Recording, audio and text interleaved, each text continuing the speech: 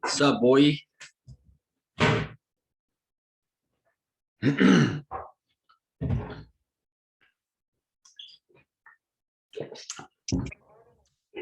you hear me?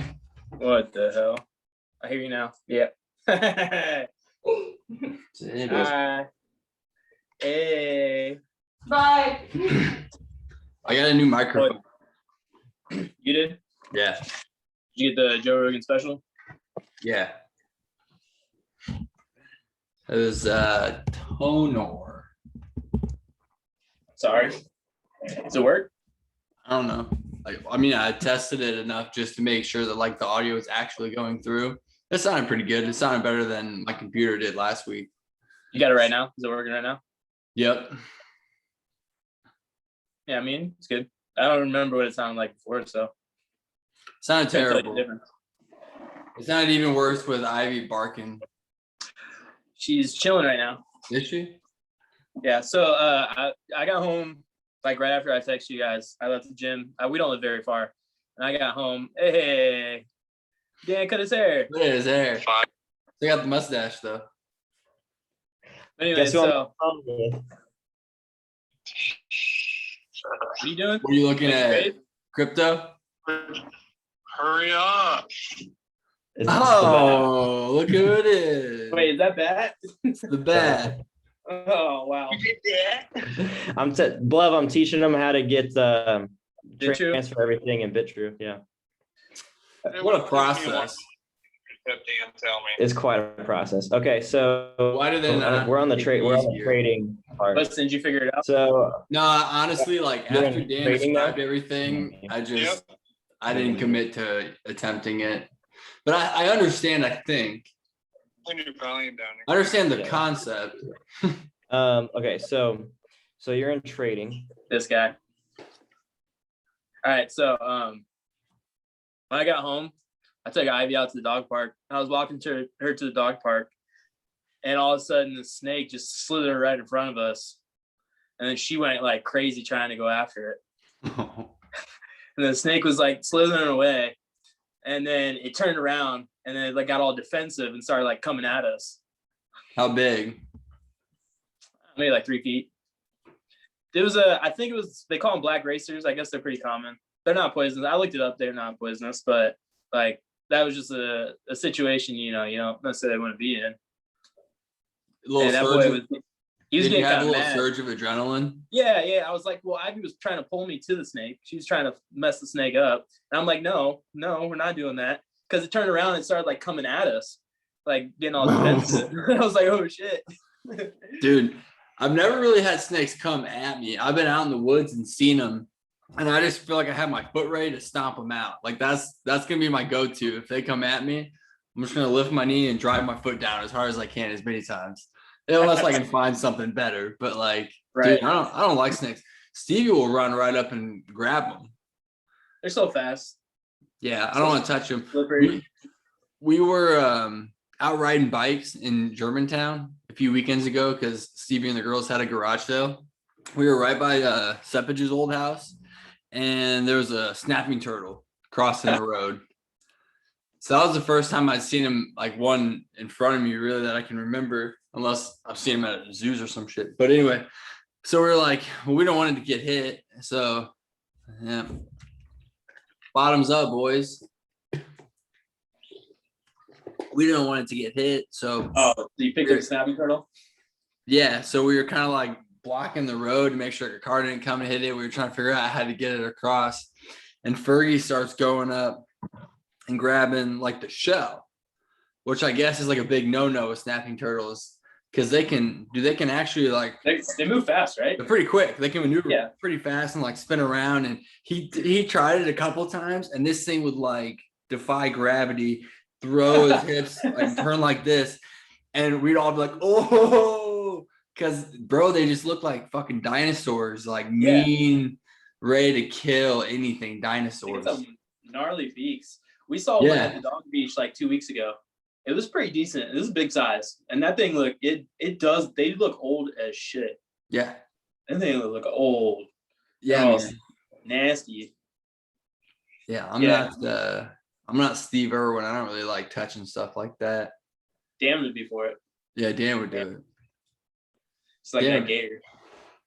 I tell that story pretty I have told that story many times of Dan like talking, well, two different times actually. When we were on the canoe, right? He wanted us to paddle over to get that one gator, but like the tail was showing, but you really couldn't see the rest. That was fucking scary.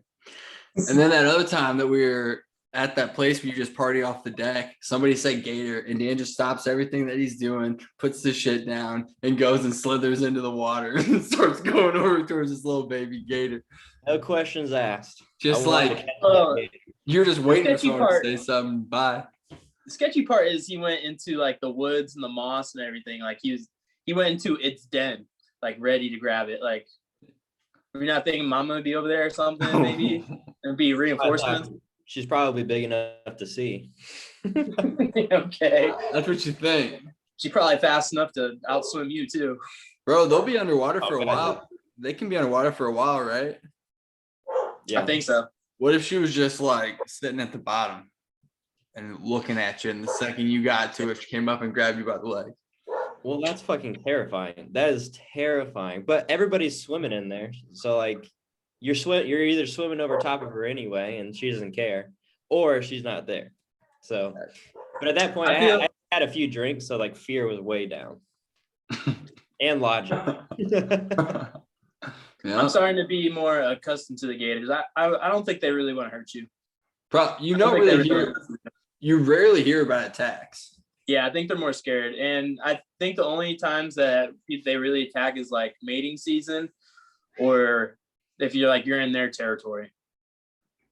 That's Besides usually well, yeah. So it's either like that's a male thing, Jameson. So like if you're in their territory, that's a male thing. But also, like you're saying, if there is a mama with babies, then the mama might freak out. But usually that's when they're just eggs. Yeah, like they're pretty alligators and crocs, they get off on their own pretty early. Well, you have so many of them. Yeah. The scary part is they grab you and they start rolling. Oh, they're gonna take you down real quick. One of you guys sent me a gator roll from Nature is Metal. And you know what I'm talking about, when like the one's dragging the one's dragging the thing killed over to the other.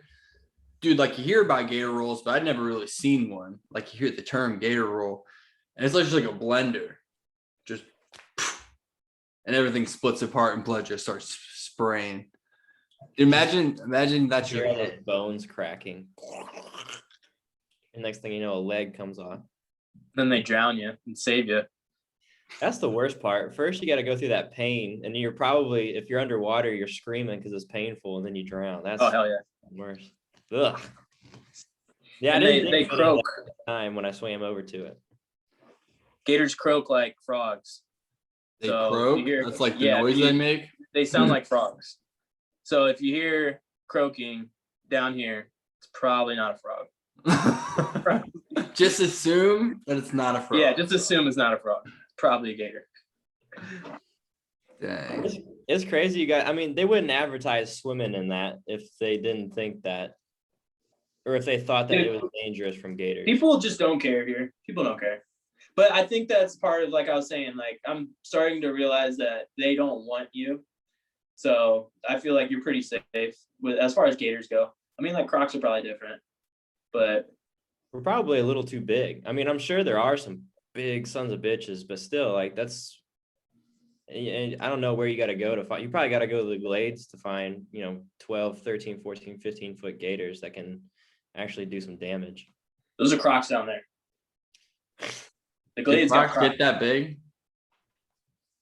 Gators get that big, yeah. No, Crocs. Aren't Crocs usually? Crocs can get pretty big. Crocs get up to almost 18, 19, 20 And feet. they're more aggressive. What? The Yeah, gators I get didn't big know. too. I didn't know they were more aggressive. I didn't know they got that big. I thought the gators had the size. Those saltwater crocodiles, Nature's Metal got a lot of those. Those saltwater crocodiles are in Africa. Like their heads are like from my top of my, they're from skull to snout is like from my skull, top of my skull to my waist. Just That's dumb. Just Just stupid. rows of teeth that are razor sharp. They're they're dinosaurs. They're been around 200 plus million years. Yeah, dude, they're prehistoric for sure. Just stupid looking animals, just with weapons on their face and just eating things. The scary thought too is like gators can go in salt water. They will go in the ocean. They can. They have that ability. So like if you're out there swimming, there's potential. It could be there. They say that there's like signs and stuff around here that say that. Like, so just be aware that they could be there. And still so many of you Floridians just don't care and will swim in those springs and swim in the ocean. Exactly. Florida's damn near Australia as far as like has many things down there that could really do damage to you. Yeah, bears, cougars, bobcats, gators, and snakes. You just don't have all those poisonous spiders like Australia does. Did you hear I was telling while you were on the phone with that, I was telling Weston that we were just out at the dog park and a snake ran right in front of us and Ivy tried going for it. And it was running and that got her all excited, but then it turned around and then started standing its ground and then started like coming at us a little bit. So I was like freaking out, like Ivy, no, pulling her ass. She's strong. But I'm sitting here trying to wrestle her. And she's like, let me at it. And that snake started like jumping at us a little bit. I'm like, no, we're not doing this. What did the snake look like? It was black. I think it was black racer. I looked it up, what I think it was. And they're pretty common. And I guess they're not really venomous, but you just never know. I'm not an expert on snakes. I have no idea. It was all black. Exactly. You're not an expert. You don't waste any time. You just get the hell out of there. Yeah, the top was all black, but the bottom was like white. I saw a snake at our pool the other day too. Like it was Monday. We were going to lay down on the whatever they have out there, the chairs. And I was adjusting mine and a snake slid out from underneath and went to like the trees behind it. Oh, they're everywhere. My skin would be crawling the rest of the time. Be like, yeah, that'd be a buzzkill. I kept looking for it. I'm like, where's it at? I haven't really seen many snakes until recently for some reason. I'm seeing a few. You know what I've been seeing more of is bald eagles. Nice. I noticed that before I left. I said something that to my dad and my brother before I left. I said it like there. I happen to be seeing a lot more frequently bald eagles, and then you were seeing them on the Mackinac River quite a bit too. And when nice.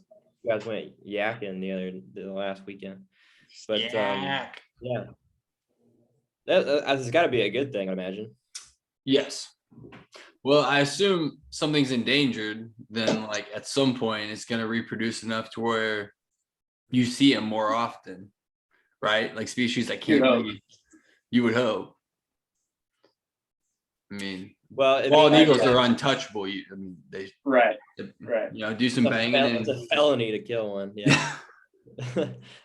So like what I was thinking, like, yeah, that's one thought is that if there are more of them, they must be breeding more, so the population must be growing back, which is great. But on the bad side of it, it's like maybe they're migrating to a point where like they're being forced out in a way, forced out of wherever they were, and so they have to find new home, which isn't good. But that's the pessimistic side of things. I don't think that's true. It's probably more of their population is growing again, I would think. Alaska's got the highest population of eagles. Really? Eagles. Mm-hmm. It's also the largest state by land size. Sounds about right. I mean, the eagles just look even more majestic through like the snowy lands, you know, because they're white. Judy, my old client Judy, my grandma Judy. She way back last year, she offered to have me come visit her in Alaska. So pretty. She was gonna pay for the whole trip. Yeah. Nice. Her son-in-law gets like a ton of fly points or something. So like he just will pay for people's flights whenever. And she said she'd hook me up. Oh yeah. So, but Alaska's always been on a bucket list. That'd be so cool. Could you imagine snowboarding in Alaska? Be amazing. Like they have a bunch of 20,000 footers there. Do you guys remember that video game back in the day, Downhill Domination? Yeah, we played it a Were you lot. riding bikes? So I've been watching a couple of YouTube videos lately where they actually really do that shit. Oh yeah. And, I'm like, I didn't It's know that was a real wicked. thing. And they go so fast down a mountain on snow. They're on snow and they just eat it and they get right back up and they keep going. I'm Yeah. just amazed. And they're going, I can't even imagine how fast they're going. They got to be going well over 60, just cruising. Yeah. I've done that before. It's terrifying, but exhilarating. It looks like it. Yeah. I'm like, that's just wicked. Kind of whole mountain. I don't know how Racing. people do that, dude. Like how many accidents and how much pain and how many broken bones you got to go through to get good at that, right? Right. What Because they'll blows change my from mind- like snow to rocks, back to snow to like sand, and like all different types of textures. You ever see it when they're just flying on the side of a cliff, and we're talking like a few feet, and it'd be like a GoPro, Yeah. like, and you have to think to do that, the person must be able to just like shut off like the idea of it happening. Like if you think Right. it fall off, or you like, you know, it takes a special mentality to be able to stay calm in that kind of scenario. You're like, you're looking at your dad. Balls of steel. Yeah, big balls, big heavy steel balls. No, I'll get my exhilaration from flying down a mountain on snow. That's good for me. Or jumping out of a plane. That was a special feeling too. That would be different. Did you hit terminal velocity? Were you kind of like zeroed out? I don't think you do hit terminal velocity. I think you have to be higher to hit terminal velocity. Okay. Or it takes So a you while. always felt like there was like wind coming at you? Yeah. Well, until the chute poles, then it just feels like you're just floating very So what slowly. does There's that almost feel like when that chute pulls and it like yanks you up? Like, what does that feel like? It's like very real sudden. yeah, and it kind of hurts a little bit on the growing because that's where the belt is, but it Yeah. wouldn't. It always looks really aggressive in the videos. Just Yeah. like, Right. It's a little aggressive, but I mean, it is aggressive, but it's not like shocking or anything. It's just aggressive. And like you expect it. So like you can, you know, brace for it because you pull it, right. And then it was like a 1,000, 2,000, boom, and you're getting pulled. So it's not like it was sudden, but it was aggressive. And it only hurt a little bit just because, you know, how often do you get a harness like that wrapped around and you're growing? So like, and then I had someone like I'm strapped to somebody. So like I was tightened up to this guy and, you know, he's tightened up to me. And so then it's like both of us, it's pulling up on you. Right. And so if you have like any slack in that harness, it's getting pulled up into your pelvis even more. So the harness hurt a little bit. It actually hurt more and more because like it takes a long time to get down once you pull the harness. It takes like 5 minutes to get down once you pull the chute. So like it was actually hurt more the longer I was in it. huh. Yeah. That makes sense. Like, when it first happened, it was just a little aggressive, but it wasn't anything crazy. You had 5 minutes just floating down. Yeah, it was so beautiful. It was at sunset too. Nice. It Did was they let you control it at all? No, because it was my first time. They didn't let me, but it was Hannah's second time. They let Hannah do it. Nice. So the one guy had Hannah and the one guy had me, and they knew that, right? So they actually like flew us next to each other, and we like crisscrossed and kind of like danced in the sky. So like they kind of like guided us through the air. It was super cool. So it was like 60 seconds of free fall, which for me it was so intense. It's like so blinding and so intense that you just don't know what's going on. I had no frame of reference. So like, I didn't know if I was looking up into the universe or if I was, you know, looking down. I was looking down. I guess I could tell if I was looking up into the universe versus towards the grass or to the earth, but there's no way of knowing like where you're at really. It is, the wind is just, your face is like this. And Don't you have goggles on? Yeah. But it's like you're still getting But he was still doing that. He was holding. Oh yeah, I guess it wasn't for the eyes, but it felt like it. I mean, the Apparently, wind would be zooming by you so fast that it would be like that. well, they had to teach us like breathing techniques because apparently you have trouble breathing when you're going down there too. And they said the best way to counter it is just to scream. I was like, bet. That kind of makes sense. Yeah. So I did. I've been I doing that just the whole time. screaming going down, and I didn't have any trouble breathing. Hannah, the first time Hannah went, she said she had trouble breathing, but she didn't this time. I didn't have any trouble breathing. Yeah, because that's like so much air like shooting back into your mouth. That's like it's hard to like concentrate, and that's weird. It was a wild 60 seconds. It's like it almost was like a blackout. Like I barely remember what happened. I just remember it being absolutely stunningly exhilarating and intense. But as far as like details, there's like no details in it. But the float down was at least 5 minutes, maybe more. It was super beautiful. It was really relaxing too. It'd be a really cool job. Yeah. Oh, yeah. The guy I went with, I think he said he had like over like 29,000 jumps. Yeah, you're just doing that all the for time. like 30 or 40 years, 30 years, something like that. 30 You'd be real comfortable doing it. Now, did it cross That your would take mind that long. you might die? What? Did you think about dying?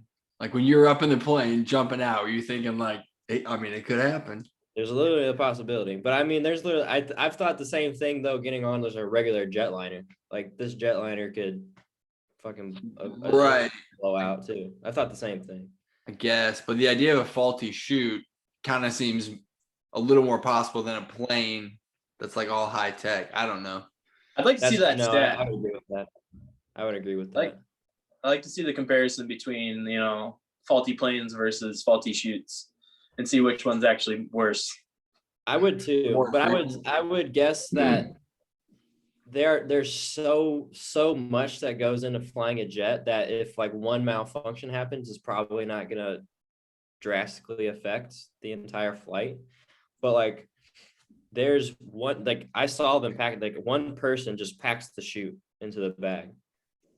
It's like one person rolls up the chute, packs it into the bag, and then it's just like I don't know what happens after that. Like there's only one mechanism that happens after that. You just pull it and the fucker flies out. You're like, did you get it in all the way? Is it That's what set she said. correctly? Yeah, so it was pretty cool. I wasn't really too terribly nervous. I was a little nervous, but I was nothing like wild, nothing that like made me feel bad.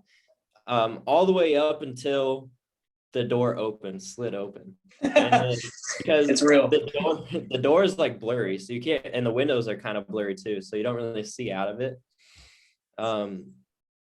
But then as soon as that door whips open, and then you can imagine the amount of wind that comes through there, it's all of a sudden it's super loud, even louder than it was. It was already very loud because of the engine, but now it's louder because of the wind blowing through there. And then it's cold, you're 15,000 feet in the air, so all of a sudden it's just chilly.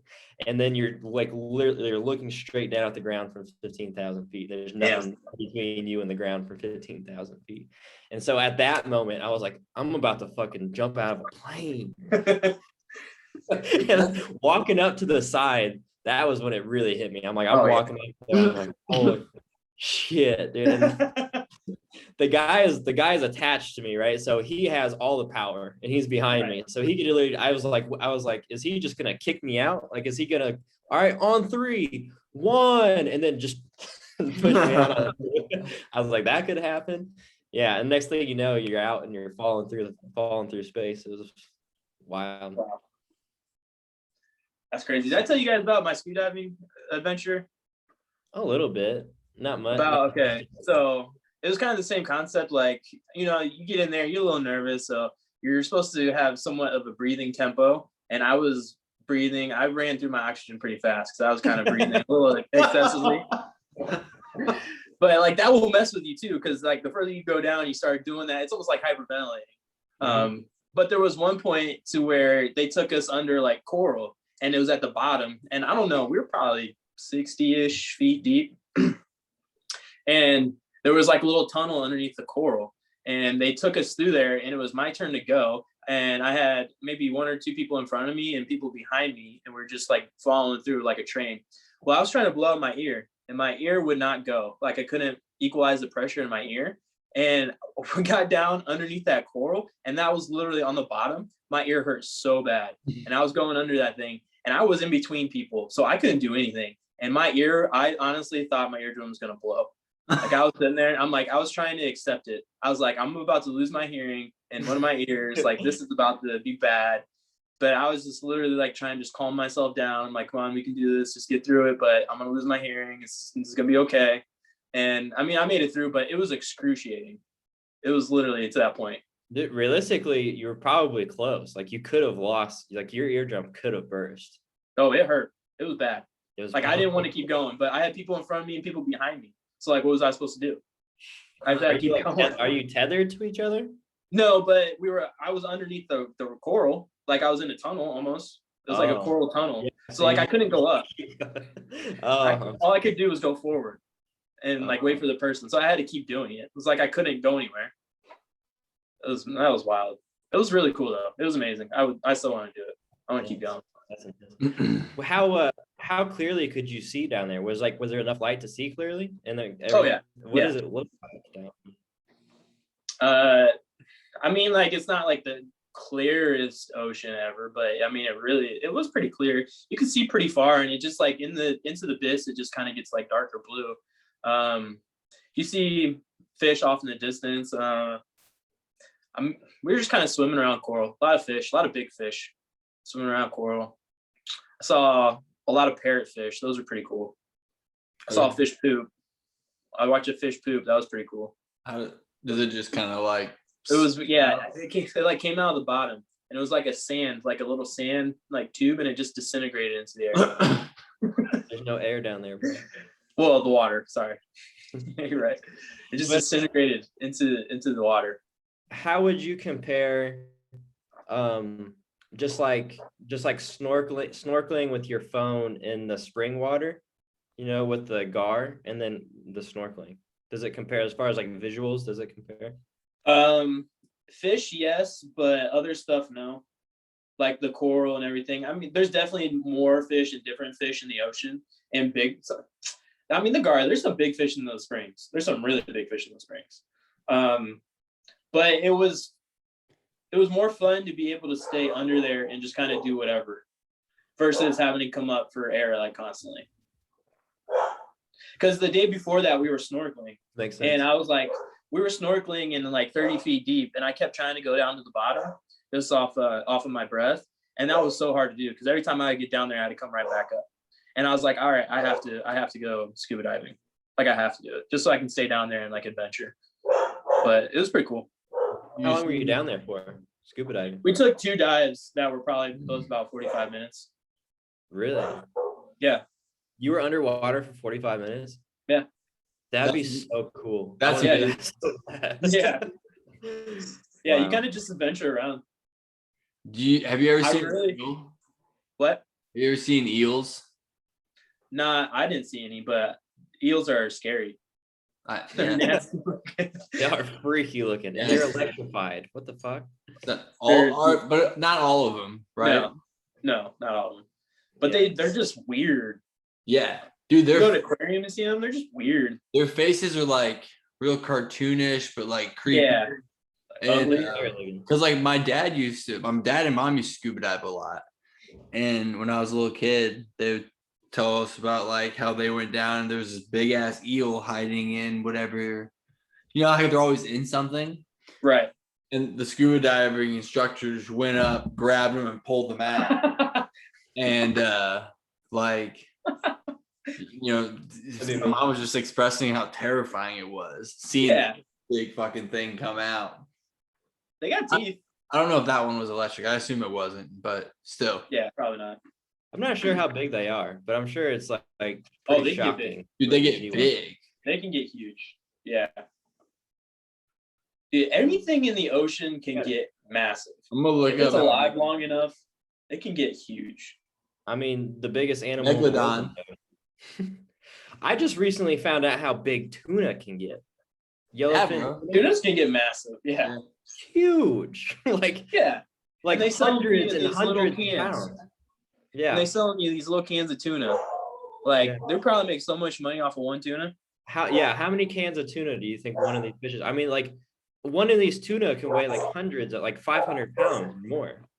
Like huge fish. It's ridiculous. That's just a regular fish. But I mean, you have the blue whale, the biggest thing to ever live. Dude, I would love to see a blue whale because like they're not they're not gonna. I mean, I guess if they wanted to, like, who would know? But I feel like they're pretty passive, right? They just kind of. So like, you don't have to worry about it too much. Just going by the side of them, and just like looking up and down, comparing like this monster.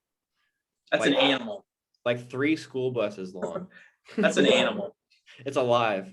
I saw a video of one in like the harbor because I just watch random YouTube videos, shit like that. I saw one in a harbor the other day that just came out of the water and just came back in. And dude, that thing was as big as a whole ship. That's insane. Like the mouth. They just opened up, and just came right back down. I'm like, wow, it's amazing. I saw a video of one almost swallowed up a kayaker. I believe it. Easy. I think you do it easy. Almost swallowed it up. Somehow the kayaker wasn't hurt in any way though, but it was a close call. Pretty wild. But speaking of YouTube videos, you know what I've been watching on YouTube a lot? No. I knew it. Okay. That's good. That's good. Educate yourself. Yeah. So one thing that we haven't talked about, obviously we talk a lot about XRP, but one thing that we haven't talked about is a coin called Shiba Inu. Are you familiar? Yeah, I don't know where you get it, but I've seen people talk about it. It's super cheap right now, isn't it? You get on BitTrue. BitTrue. It's like dumb cheap. Stupid, like 0.000009. Dude, people talk about it on like Twitter and shit, so it's gonna get bumped up somehow. But no, I don't know anything about it. So here's some things I've been learning about it because obviously like XRP is obviously like our real investment. XRP's there's no doubt it's inevitable. So like I got that right, and then I got some Bitcoin Cash that is it's tethered to Bitcoin, so it's got to be good, right? But eventually I'll take Bitcoin Cash and then kind of disseminate that into like either ADA or Ethereum or XRP again. But I have those in line, right? So I was looking for like a kind of a gamble coin because I was looking for one of these meme coins to kind of gamble on, and it's like you only need $200 and you got millions of the coins, right? And all it takes, like, look what happened to Doge. Doge is just a meme coin. Next thing you know, Doge is 0.74. It made millions of millionaires, you know? So I was like, all right, what can I invest like a couple $100 in, just bet on? And so Shiba Inu is the one right now. It's the next one. It's nicknamed the Doge Killer, right? It's the number one research coin right now. Wow. Beating Bitcoin, beating Ethereum. It's number one. Bitcoin number 2. That's Ethereum. wild. It's number one. It's the number one looked up coin right now. Shiba Inu. That's Still it's number 31 in market cap, and it's a meme coin. So Doge is like the king meme coin, right? So Doge is like number 6 or 7 in market cap for something that has zero utility. And everybody who's knows what anything about crypto will tell you that there's nothing behind Dogecoin, just hype, right? But now, so Shiba Inu is number 31, so that's pretty good for the second best meme coin. Like there's so many other coins that are actually pretty popular, or I guess better known, I guess, that are worth dollars or maybe even a couple double-digit dollars, right? That are below Shiba Inu right now in this market, and including like Monero. Monero's like $230. It's like number 23 in market cap, right? So it's doing pretty well as far as those two categories go. But there's also some hype behind. They have something called Shiba Swap. It's supposed to come out, which is going to make it more valuable. It's going to have a little bit more utility because of Shiba Swap. But also there's petitions right now to get it listed on Coinbase and listed on Robinhood. That's dumb. What? That's dumb. That's moving like that. If they list that and they don't list these other coins that actually do things, I'm gonna be upset. Well, that's the thing though, right? Yeah, I agree, right? Because these other coins actually have a purpose. They have utility behind them, right? So it doesn't make any sense. Coinbase has Dogecoin now. You can't trade it, but it's on there. But you can on Robinhood. You can buy and trade Doge on Robinhood, right? So the Shiba Army is what they're called, right? Is like the same thing that Doge had. So they got enough of these people in the community to hype it up enough so that Robinhood took notice and listed it. When Robinhood listed it, it got a gigantic pump, right? Right. All it took was Elon Musk to hype it up more, and then Elon Musk can just influence it with a tweet. So if that can happen with Doge, it can happen with Shiba. Recently, Does Shiba have an Elon Musk? Shiba has Meek Mill. Oh no. So Meek Mill, and I know, right? But Meek Mill invested in. Well, this is just beginning, right? Doge. Elon didn't start talking about Doge until it was like 5 cents. Right? The only this thing is still I get on Twitter 0.0000039 or 9 cents. Listen, the only thing I get on Twitter for anymore, besides like political shit, is crypto. And there are always fucking people talking about that thing. Shiba? Yeah. Shiba. Yeah, There's a ton of hype behind it right now. Ton of hype. Dan, how many do you have? 40 million. Dude, you got me thinking. I don't know how to do this fucking BitTrue shit though. Dude, 300 bucks. And actually, it might even be less because I had like ZRX, I had XLM, and I had I think I put maybe a little bit of XRP. So I didn't even put any money into it actually. I just traded it from my other cryptos that I had and put it in there. But yeah, I mean, 200 bucks. So this is the other story. In October of last year, when Shiba was even cheaper than it is now, a dude put $17 in the Shiba. $17, 10, and made 6.5 million. Dumb. When it shot up, and when everything else shot up, 6.5 million. And so if you look at, like, I know Blove has, but if you look at what blockchain backers saying, if you look at all these other chart analysts, there's a lot of consensus between chart analysts, because I've been looking at different ones, different people. There's a lot of consensus between chart analysts that there is there's some accumulation happening right now, and they're bouncing between support and resistance. But once they hit that resistance and they bust through, there's going to be more all-time highs set before everything comes crashing back down. So there's another not for every coin, but there's some more all-time highs going to be set. So there's still some excitement to happen, and hopefully Shiba Inu is one of them. And even if it doesn't happen now, right? It happened to Doge this year. It doesn't mean it's going to happen to Shiba. Maybe it happens the next bull cycle, whenever that is. But whatever, I got 40 million waiting for that point. And who knows, maybe it goes even less. And I put $50 in and gather up 5 more million of them, when in 2022 or 2020. You know how old Shiba is? I think it came out in 2018 or 2019. It's pretty new. Because it's hard to find charts that go back very far with it. I think Coinbase only takes it back to 2018. But it's on Coinbase. It's listed, but you can't trade it on Coinbase. Right. I still have my 10.2 billion of Kishu. Yeah. Hey. Right. I did Kishu too after you put that out, but you said that and I was like, all right, fuck it. That's when I started looking for meme coins, and then I sent you my screenshot and I had 4 meme coins. I was like, that's fucking ridiculous. And so I consolidated all my meme coins. Yeah.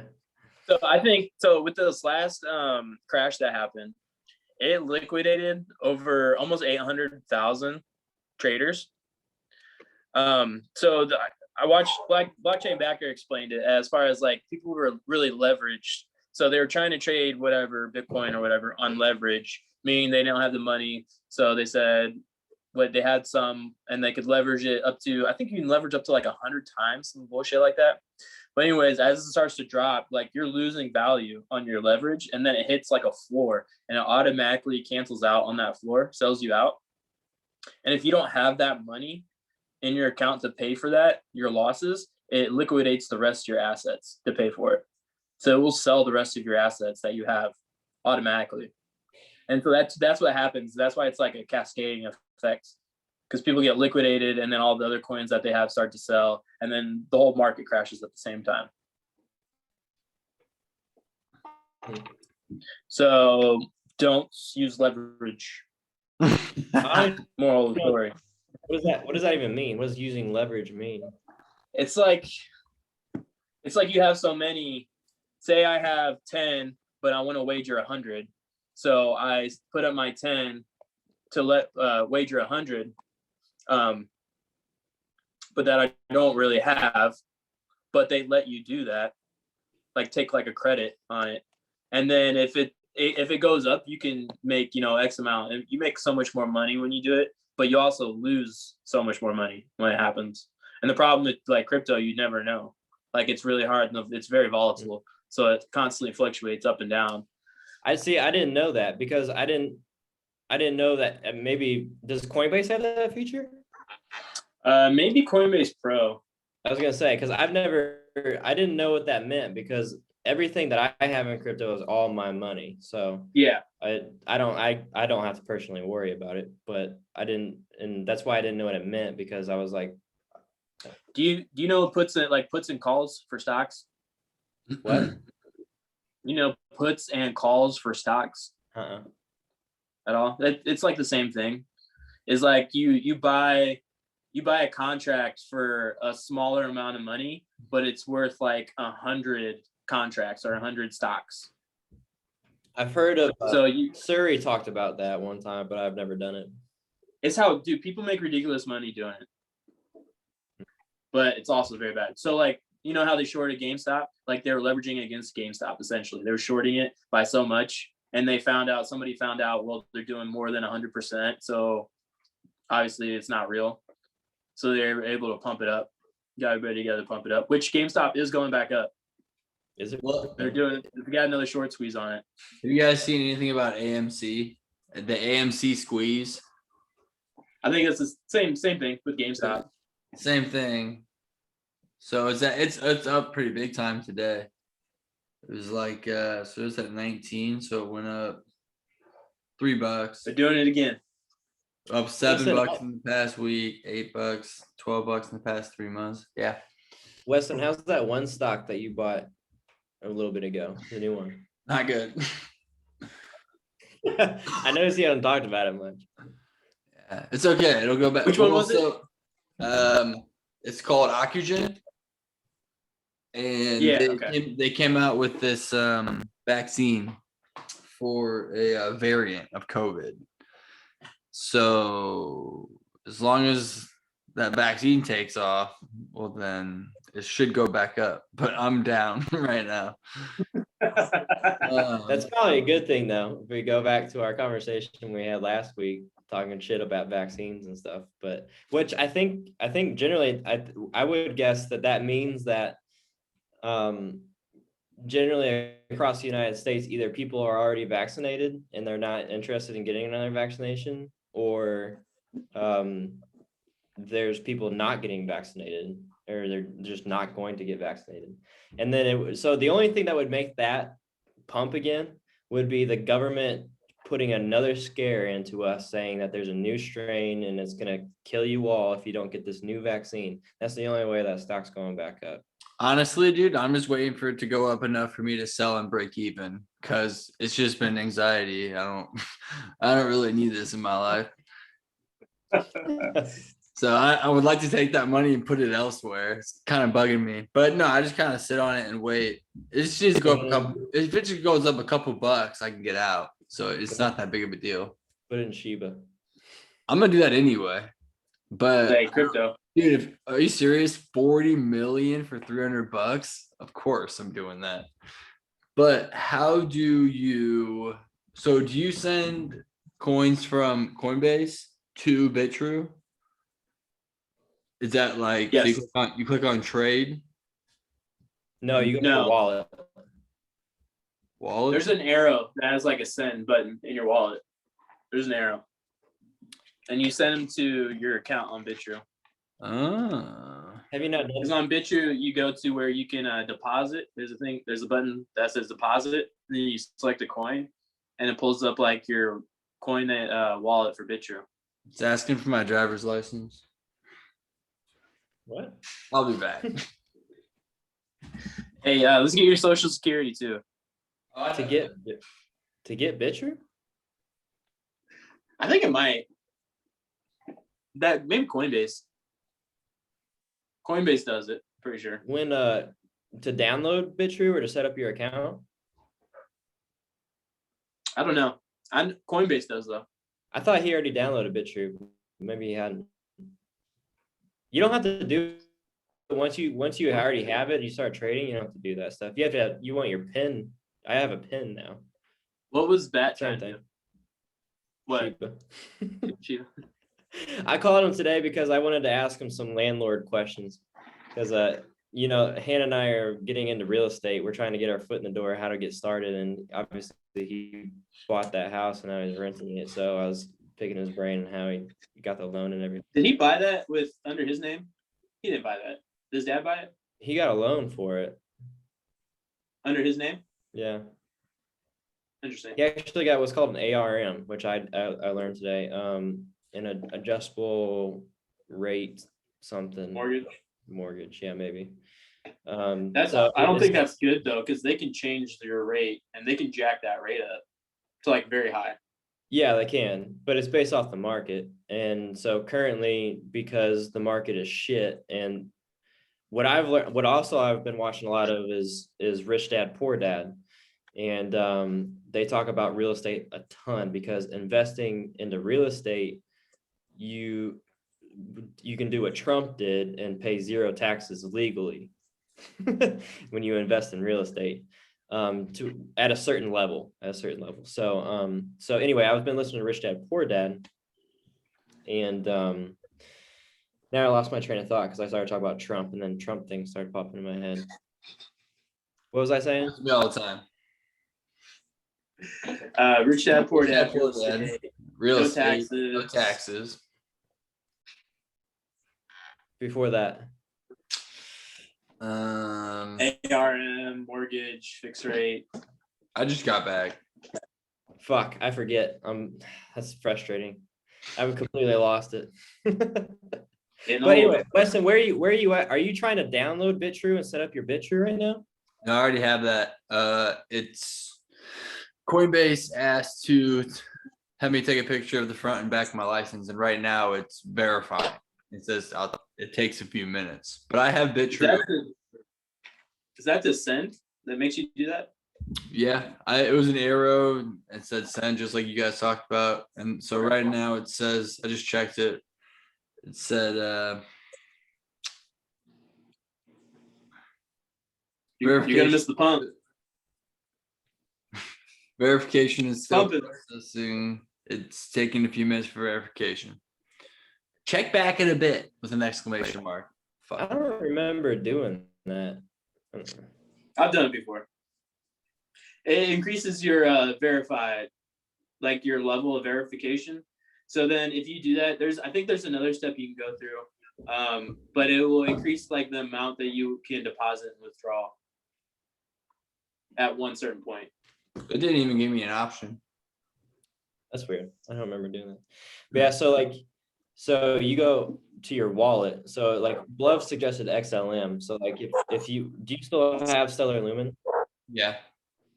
So you don't have to put any money in. If you just want to say, I want to take Stellar, if you have $600 of Stellar Lumen, if you want to take 300 of your Stellar Lumen money, you can send $300 worth of Stellar Lumen, which equals X amount of Stellar Lumen coins. You can send that to BitTrue. Once that is in BitTrue, so if $300 of XLM equals 150 XLM coins, right? Then you can transfer 150 XLM, or you can trade 150 XLM coins into USDT, and then you use your USDT, which will still be 150 or whatever 150 XLM price is. $300. It'll turn into 300 USDT. And then you can buy Shiba with USDT. What is USDT? It's Tether. I So know, it's, but like it's it's $1. It doesn't fluctuate from $1. I know I've The noticed stable coin. it's a stable coin. That's the purpose of it. It's pretty bullshit. It's just like the US dollar. They just print it out of nowhere and all of a sudden it's there. There's this whole theory that USDT props up Bitcoin because there's some like cycle that they'll print Tether and they'll use that Tether to buy Bitcoin and then they'll do some other shit with it. But like, it's a crazy thought. And there, you can kind of correlate whenever they print Tether to price jumps in Bitcoin. Like they're there. So like, it seems like it's very manipulated. It is And I have no idea. I can't figure out because they say that it's supposed to be back 1-to-1 with the US dollar, but they just print it out of nowhere. And how do they print $1 billion each time? Not like they just keep getting $1 billion. You know what I'm saying? Like, how does that work? What I don't get is that it's worth only $1, but the market cap fluctuates for it. So like, Yeah, right. at one time it's like number 3 in market cap behind Bitcoin and Ethereum, and then next thing you know, it's like number 7 in market cap, but it's always at $1. So that would be just people like buying into it and holding it.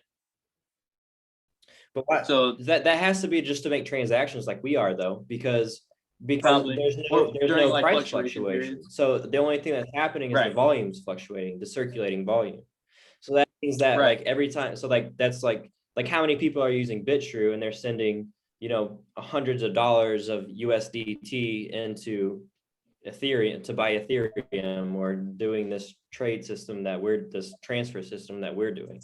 That's got to be the only thing that's happening, because who would in their right mind would just hold USDT? Well, Doesn't make any sense. when your coin starts to drop, it's a safe place to go, and it's easy. So you can go in there, and when like say you have XLM and it starts dropping, you transfer into USDT and hold it in there until you feel like XLM's at a point where you can buy it back in. That makes sense. I actually thought I had a similar thought. So like when our coins start exploding, and you know, you go to you want to set the buy Sell when you want to sell order. Yeah, sell order. When you want to set your sell order, then you know, obviously you want to sell it into USDT. So like when I put my sell order in at $10, I'll put a sell order for trading XRP for USDT, and then figure out what I'm going to do wait for the market to get a little bit more, you know, stable, right? Because when it's all the way up there, it's not stable. It's like, it's going to crash. Like, is it going to keep going or is it going to come down? Right. But, you know, like right now it seems to be pretty stable. Like the last 3 days, XRP has been between 0.95 and 1.03 cents, or 0.95 cents and $1.03. Like for the last 3 days. So that's pretty stable, right? We're at a relatively stable point in the market. It's going to get even more stable when we go to the bear market. So like you can hold it in USDT, which means that you actually have a bunch of USDT coins. So like that's how the market cap keeps fluctuating, right? You have people selling off and putting it in USDT because it's stable until they figure out what to do with it. Right. And there's more out there. There's not just USDT. There's other stable coins out there too. There's like DAI, DAI. Yeah. I think there's more. DAI you can do on Coinbase. Yeah. You can't, I don't see, and BitTrue is weird though, because, you know, in BitTrue, when you go to trade, you can only trade Bitcoin, USDT, Ethereum, XRP. And that's it. That's it, right? Which is strange. Yeah. I feel. What's up, Jimmy? So but I mean, you have to trade through those. So they have like a ton of coins listed, but you have to trade, you can only trade X Shiba is worth X Bitcoin, or X Shiba is worth X USDT, or X Shiba is worth X XRP, and that's how you trade them. So like you have to go through, in order to buy Shiba, or in order to buy Monero, or in order to buy ADA on, you have to go through Bitcoin, XRP, USDT, or Tether, or Ether. So It wants me to send to mobile or email or address.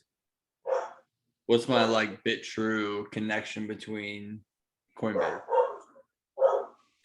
So if you want to trade XLM, Yeah, right? so I'm just gonna test it with $25 of XLM, and then this is what it's got. You can't see it, but it says Hey, don't even do $25. Do 25 XLM by itself.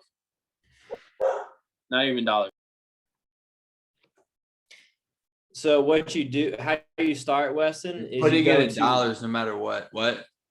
no. So there's two, but on the Coinbase, it has the number in the middle.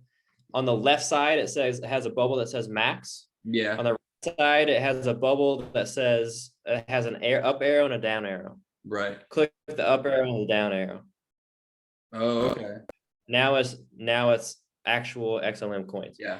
All right. So the first thing you got to do is you got to get to trade XLM. You have to have a memo and an address. So you have to go to BitTrue to get the BitTrue's address and memo. So go to BitTrue, go to your home page on BitTrue, and underneath where it says it has like the Bitcoin XRP BTR prices right there. It'll say deposit. It'll say deposit and withdrawals, right? Click on deposit. Now go to XLM. You got to find XLM after you click on deposit. You got it? The email and address are required. Got it. So it says copy memo and copy address. Yeah, so click on copy address. Okay, now go back to Coinbase. So go back to Coinbase. Now you're in XLM, and now you're in the part where you have to enter the address and enter a note and enter a memo. You see that? Mm-hmm. So now paste the address that you just copied from BitTrue. Paste it into the address on Coinbase. Now go back to BitTrue. Now copy the memo. Go back to Coinbase. Paste the memo in Coinbase, and then you can optionally put a note. And so like what I would do is I say I'm transferring 25 XLM to BitTrue in the notes, but you don't have to do that. It's optional. I just did it for reference. And then once you do that, you preview order, send the order, and then that should arrive in like less than a minute, about a minute in BitTrue.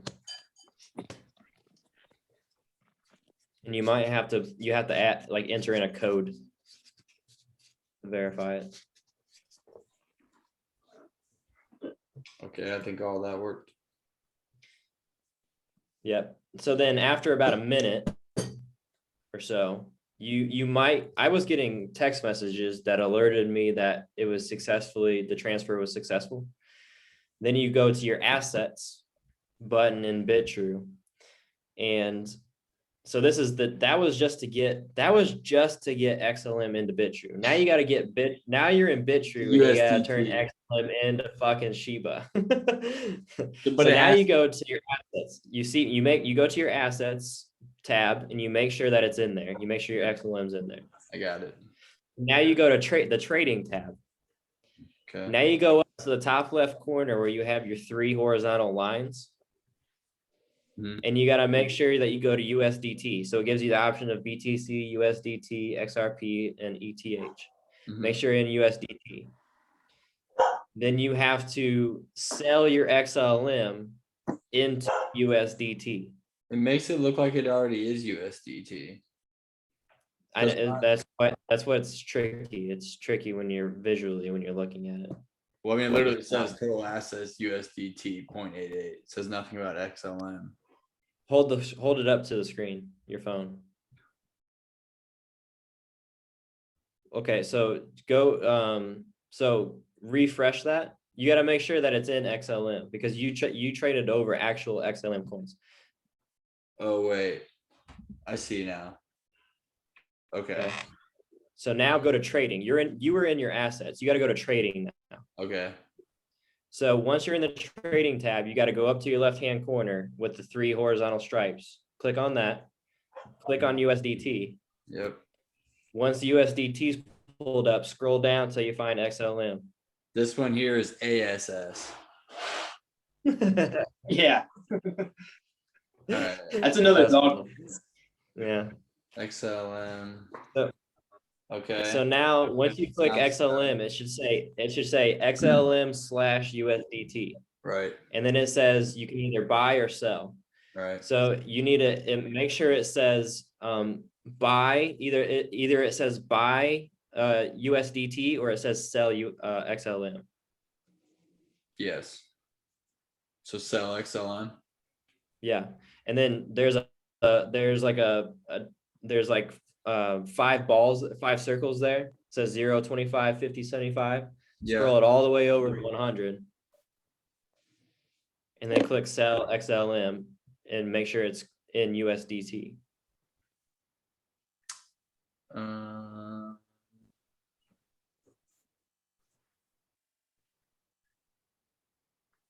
You try the chicken, buddy? It's asking me. Panther tastes like chicken. It's asking me to put a pin in. That's what I was thinking. Yeah, you should have made a pin. I just did. Okay, yeah, make a pin.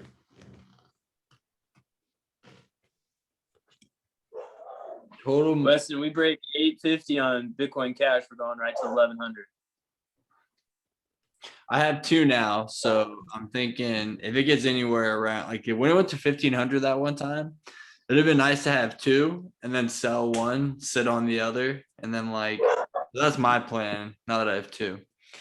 In a perfect world. Okay, wait. So total value must be at least 10 USDT. Okay, so you just didn't have enough. Well, Blove's one that told me to do 2 XLM.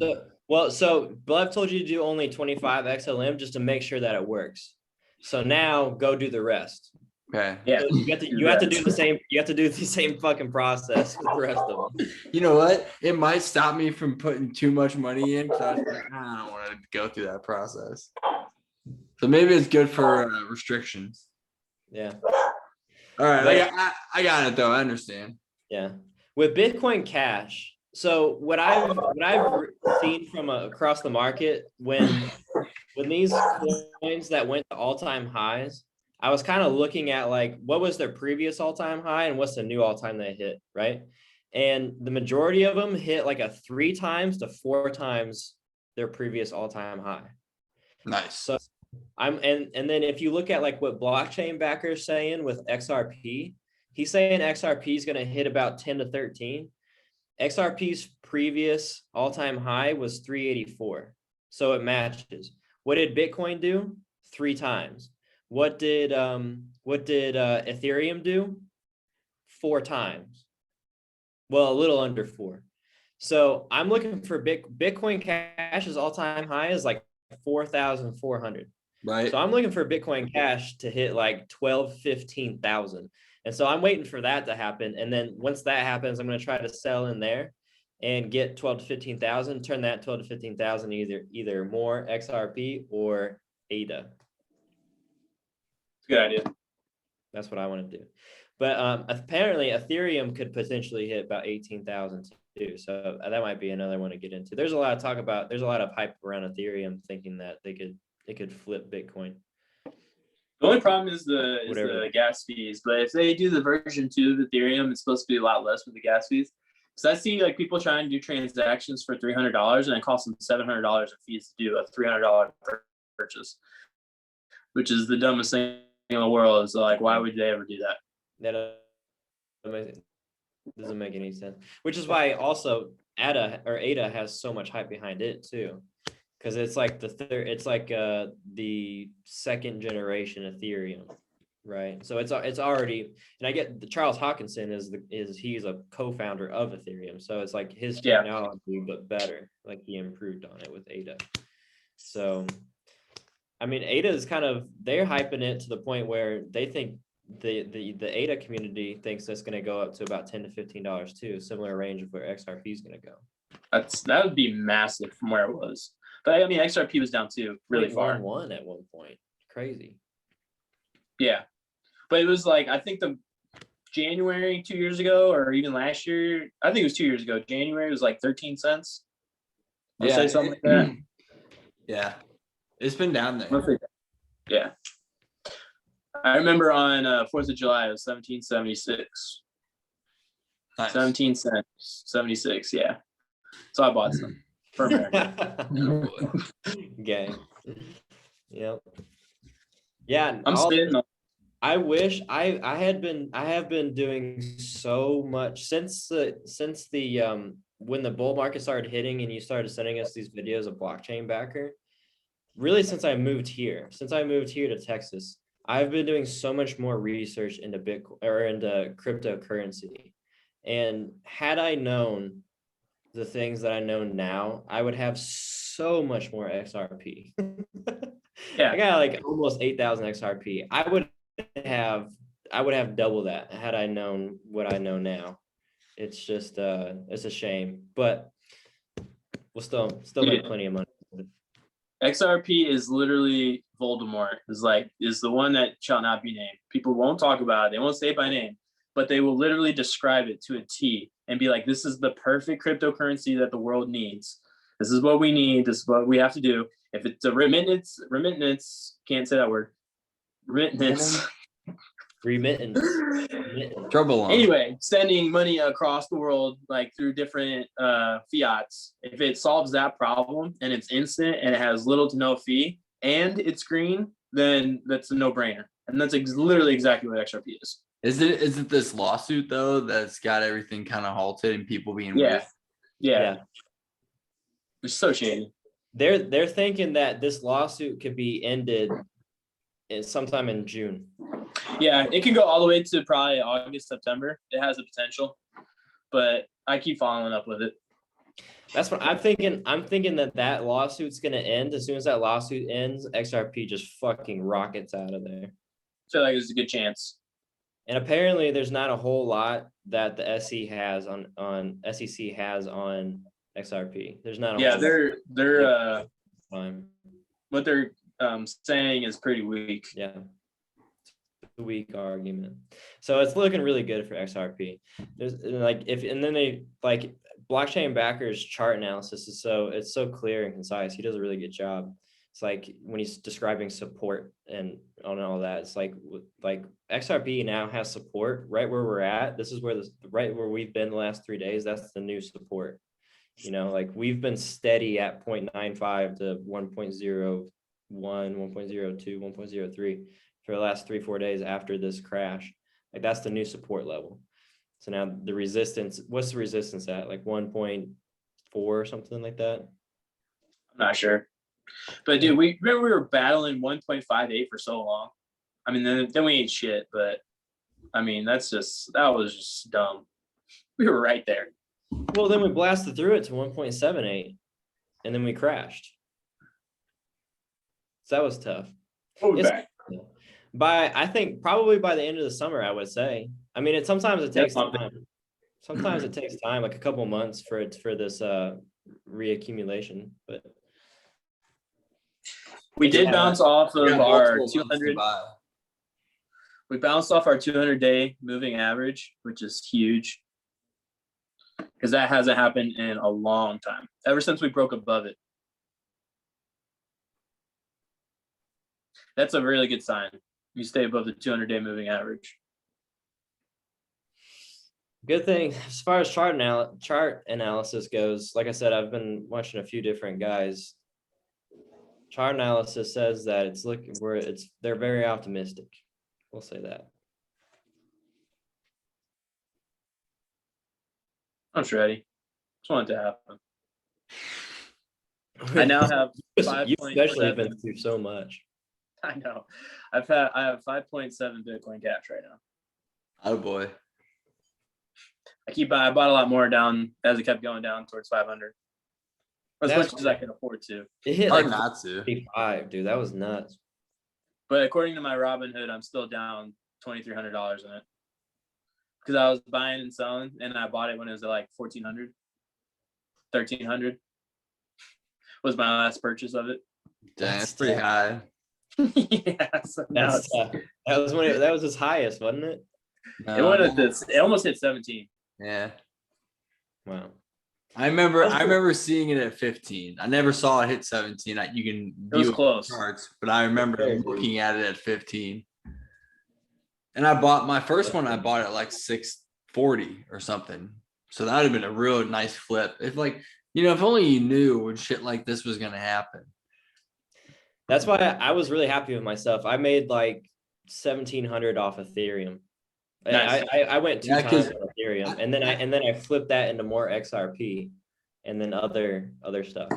Dan, you got Ethereum at the perfect time. I remember right after you bought it, I started to watch it closer, and it was just steady, progressively go up. It hit a little dip. I got it right at a little dip, but I mean, like, really, actually, the perfect time would have been a couple weeks earlier. It was down at like 1,400. I got it at 17. But yeah, I mean, it doubled for me. I sold 65% of it at 39 at 3,900. Nice. And then I ended up selling the rest. I forget what I sold the rest of the other 35% at. I forget. But I ended up turning a profit on Ethereum and turning it. I didn't take any profits. I turned it into other cryptos. I reinvested it. I got more XRP. I think at that point I only had like I think I only had like 4,500 XRP, and now I'm up to almost 7,500 XRP. That's up 3,500. I haven't bought any XRP forever because I had only been using Coinbase. And so it's probably, now that I got a BitTrue and a way to do it, probably time to stock up on a little more XRP. You boys remember we still got Flare coming. What? And that's literally free money that we're about to hit. But listen, I still don't understand that. It's confusing, but we're gonna have the ability to take our XRP and lend it, and we'll get paid percentages off of that. So you can technically just probably never sell your XRP and just make money off of lending it for Flare, because they'll use it. They'll take your XRP and they turn it into FXRP, and they use that FXRP to lend out to somebody and do whatever with. But then you get paid interest in Flare, FLR. And Flare's a crypto? It is, yes.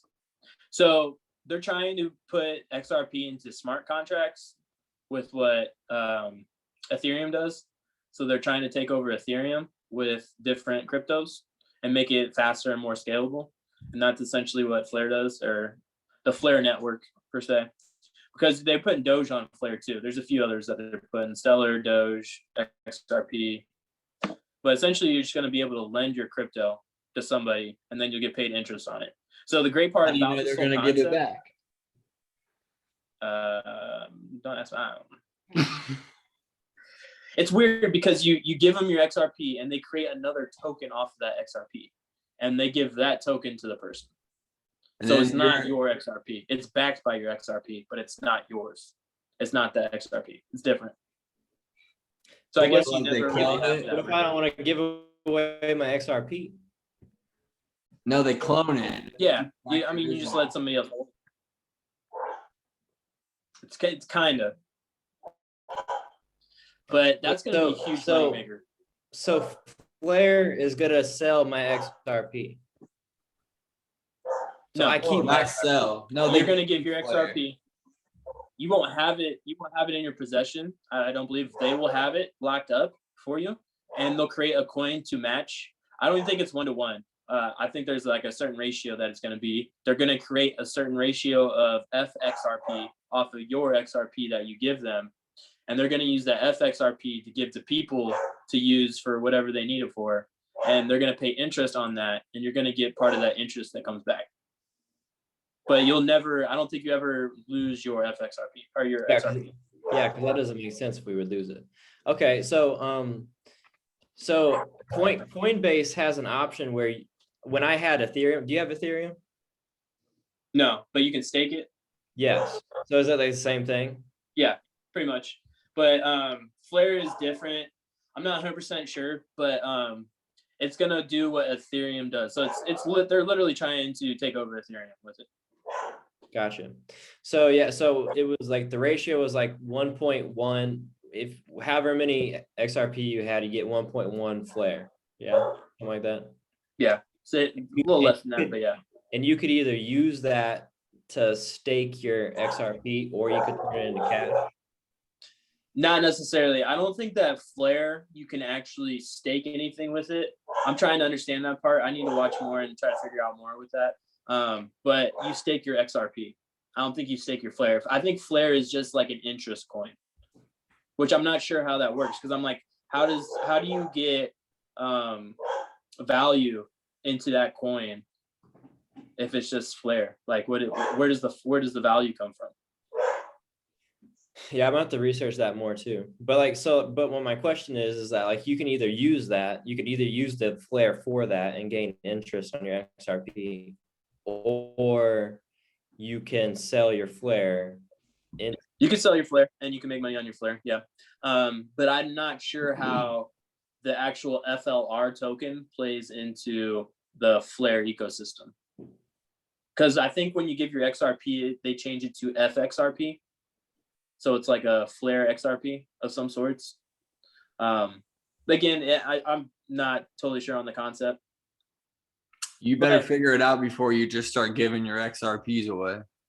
Right. It's actually built by XRP, like I don't say the community, but by Ripple gave money to this organization to create this. So it's like through Ripple, essentially.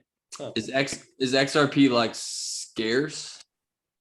There's only 100 billion ever made, and there's a burn rate on it too. So each transaction, every time you send XRP, there is a very, very small fraction that gets burned, and it's less than a penny.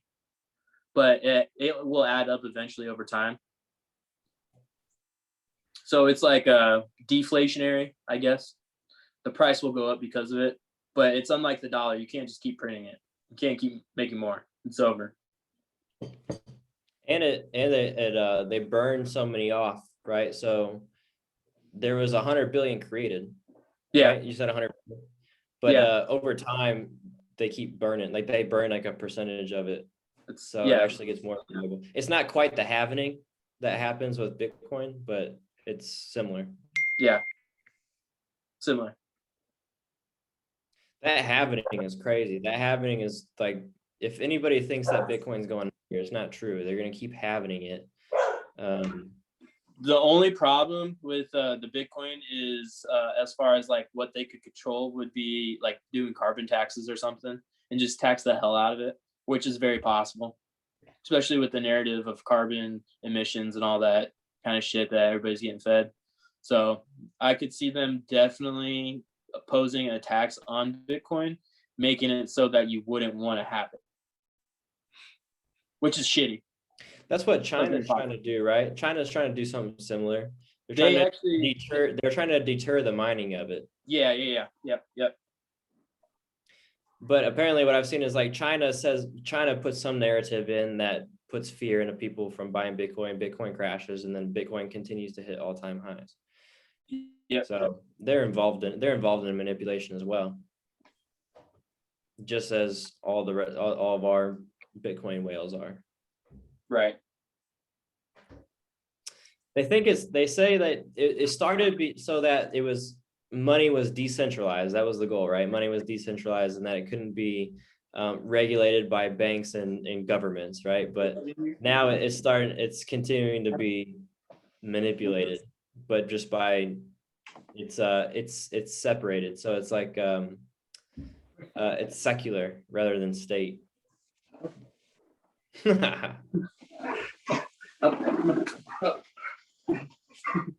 Hey, you little bitch. Demon girl. Ivy pisses me off because she is cute. So like you look at her and you're like, oh, I'd love to, give you some affection, but I'm also worried you're gonna bite my hand off. Like that. Look, she's jumped at your fucking face, bro. Do you want to give me licks? Good. Oh, didn't bite you in the lip and it drew blood? If that happened. But it wasn't my lip, it was my chin. Oh, okay, that makes it better. It was under certain circumstances. Was it your fault? Oh, it's always my fault. It's never Ivy's fault. Of course not. No, it was actually in my car, in my Mustang, which she was like really close quarters because she was like standing on like the center console because she didn't have very far to go. So she was watching, and I had food. I went and got some Panda, and I had it like in the passenger side floorboard, and like I reached over, and as soon as I reached over, bam. She wanted that Panda. It's yeah. Did you smack her? Yeah. Backhand. I was kind of shocked too. I was just like, my face. My face. I'm like, oh my God. Bitch, I make money with my face. Yeah. Luckily I got a beard. You couldn't really see it. Beard's looking nice. Thanks. Yeah, my facial hair is not even worth it. No. I just have an electric razor and I just half-ass it every single day. Remember when you look like you were part of the Amish community? I am part of the Amish community. Yeah. I feel like in his wedding pictures he did. Ooh. What? What do you mean? Well, I meant with like your long hair and then like the attire that we were wearing. Make it look kind of. Amish. Does that make sense? Does that make sense? Were you wearing suspenders? If you were wearing suspenders, I did not have suspenders, and I've never seen the Amish wearing a gray tuxedo. No, it was off. It was just your shirt and pants and. Maybe. Never mind. I did look back at like the videos and the pictures, and my shirt was untucked, and a lot of them, like for like the first dances and shit, I looked like a scrub with my shirt like half out and hanging past my ass. I'm sure I was pretty tipsy by then, so I wasn't even thinking. You didn't pee in your pants like that. I did not pee in my pants. That peed in his pants that night? It had a little trickle down effect. It was right before we walked out, so I guess you were probably already up there. But he was taking a piss around the tree. I remember now because I remember him walking down like holding his crotch like that. Yeah. Got a little wet mark on his pants. That would happen to him. He probably did it on purpose to get attention. No way. Good night. Great night. Well, when's your wedding? ¿Qué pasó? I don't think if we get married, it probably won't be anything really. Honestly, it'd probably be like, let's go get Airbnb in Key West, and you guys can come, and we'll go to the beach and say I love you, and that'll be it. Yeah, just make it super intimate. Just me and Hannah, Wes and Stevie, your mom and dad. Yeah. Maybe your Pretty brother. much. Maybe. And then her family. She's Mexican, so everybody's there. She gotta bring the whole family. Then we'll go scuba diving. Yes, 100%. In your wedding, in her wedding dress, and all of our wedding attire, we'll go scuba diving. That would actually be pretty cool. Yes, I would love to get. That'd be our wedding pictures. Yes. That'd be so dope. That would be very uncomfortable. Yo, when XRP pops off, Sonny is gonna expect that wedding ring. She just expects a child. That's all I get. That's all she keeps saying. Better get a lot of XRP then. Yeah, that part. Yeah, that ring's gonna cost way less than the first thing.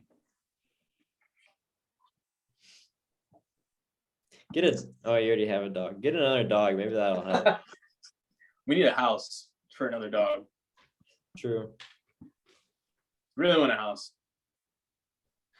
Dude, it's gonna be possible. I've been thinking about it, like maybe because obviously we're trying to get into real estate, Hannah and I, and so I've been thinking of different ways we can make that happen. Just in how to get into like a foreclosed house and seeing how we can make that work. But I mean, have you talked to anybody about that? About getting a house, like a loan or anything? Besides, like a professional? Not yet, no, because our original plan is to just use apartments, rent apartments, and then sublease from them. But Is it's that hard. possible? It's Can you do hard. that? It's hard. It's possible, but it's hard. Legally? You gotta find apartment complexes that are willing to do that. So Yeah, that's the hard part. right. You're reliant on a third party versus if we wanted to, just scour, Fort Worth and Dallas for fucking gold mine houses that were foreclosed. All we need is a loan to make that happen. Yeah, the hard part. So one of the guys I work with, he's got plenty of money, but he's trying to buy a house right now, and they're making him jump through like a ton of hoops. One, because we've been out on our own for like a year and a half, not necessarily 2 years. So he kind of has to show between his proof of like income from previous jobs and like what he's doing now, and they're just making him jump through like a ton of hoops just to show that he can afford to buy one. Yeah. When he has plenty of money like ready to go. See, that's the thing is like if you can, I wonder if you can find a good enough foreclosed house, right? So we actually found a really good foreclosed house. Like it's like basically move-in ready. There's got to be some other things that needs to be done on it, but like it looks actually like really good for $90,000 in Texas. Wow. That's like 50% below market value or less. It might be 60% below market value, right? It looks really good on the inside. Maybe it has some other things like plumbing or electrical work that needs to be done. I don't know. You only see it from Zillow or whatever. But like, if you have the funds to just buy put $90,000 in cash, there's no problem. Like it's got to be right. You just here's a check for $90,000, buy this house. There's no problem there.